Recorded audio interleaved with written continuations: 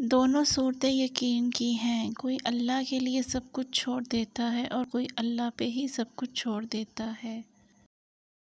خالق سے مانگنا سنت ہے، اگر دے تو رحمت، نہ دے تو حکمت۔ مخلوق سے مانگنا ذلت ہے، اگر دے تو احسان، نہ دے تو شرمندگی۔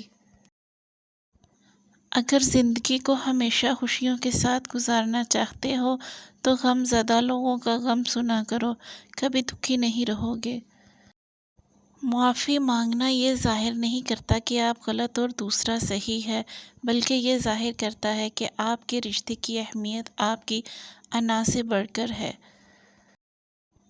نا امید شخص ہر اچھا موقع بھی گنوا دیتا ہے اور پر امید شخص ہر پریشانی میں بھی موقع تلاش کر لیتا ہے۔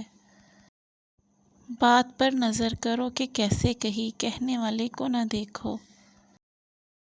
جب انسان کی عقل مکمل ہو جاتی ہے تو اس کی گفتگو مختصر ہو جاتی ہے۔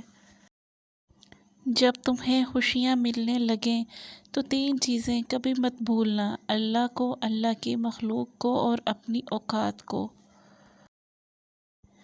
تین لوگ کبھی نہ بھولنا: جس نے مشکل میں ساتھ دیا، جس نے مشکل میں ساتھ چھوڑا، جس نے مشکل میں ڈالا۔ یقین ایسا ہو کہ سامنے سمندر ہو اور تم کہو کہ نہیں، میرا رب رستے بنائے گا۔